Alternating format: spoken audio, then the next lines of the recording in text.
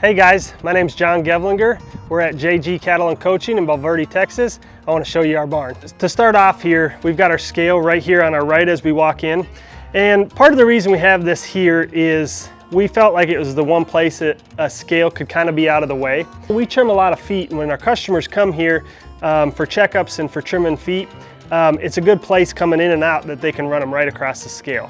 Our hoof trimming table here up front is, we use it a lot. That's one of the main reasons I like it up here. This is something that gets used almost every day. It is fully hydraulic, which is just makes it easier on myself and our help. That was an upgrade we made when we moved here, and just as many as we turn over, it's just been a big help. So I want to show you around our wash rack here. And again, I'm a big believer that it doesn't have to be fancy. I like something that's set up nice for it to work good for your operation. So to start here, we like all of our blowers kind of up off the ground. We've got a Pro Air here, we've got a double blower on the other side. And because we like to use this as a wash rack, but we also will spend time blowing up here. We use these fans to get them dry. We'll even clip up here. We'll have them tied up here when a customer comes to look at a calf. So we use the wash rack a lot. This is our chute, so we can run them back here into the alleyway, and then we catch them right here, and we can even bring them in here. We catch their head, put a halter on them here, and then once we have them caught, we'll actually back them out of the head catch, and then we open this up and we can lead them right up onto the wash rack. Again, I set this up originally selfishly for myself, but I knew someday, you know, I might be gone, and I feel like if you set the barn up right, you need less help. We can run those calves in loose through the pen here, and then this gate swings open, and it's really not so much an alleyway. We use it to brake a little bit and to get calves in for the first time.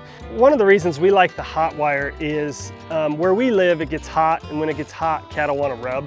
And what I mean by rub is they may just rub them a big old hole in their hide, and not only will they take the hair out with it, but they'll have kind of this nasty pink spot in their hide.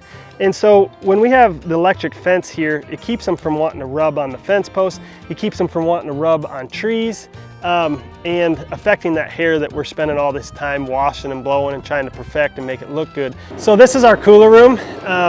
Down where we live, a couple reasons we might put them in a cooler room. So it's a refrigerated room. We can keep it 30 degrees or we can keep it 70 degrees depending on the time of year.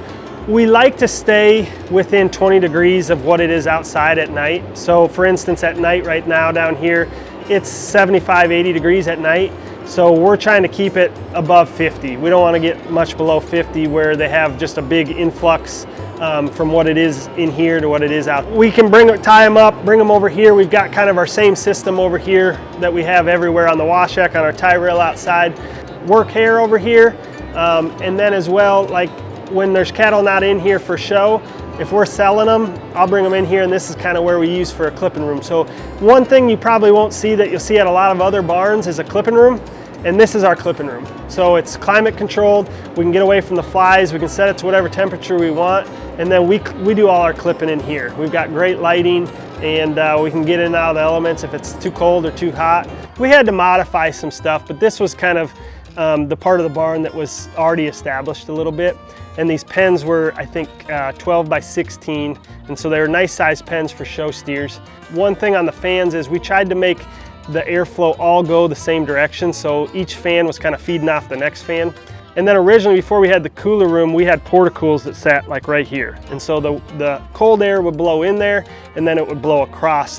When you're setting up your show barn, I feel like just thinking about a few of those things that can make your life easier throughout the life of your project, because there's so much labor intensive to this project that anything you can do to help your barn setup make the process easier is going to be beneficial to you. I'm John Gevlinger with JG Cattle and Coaching. Thanks for touring our barn.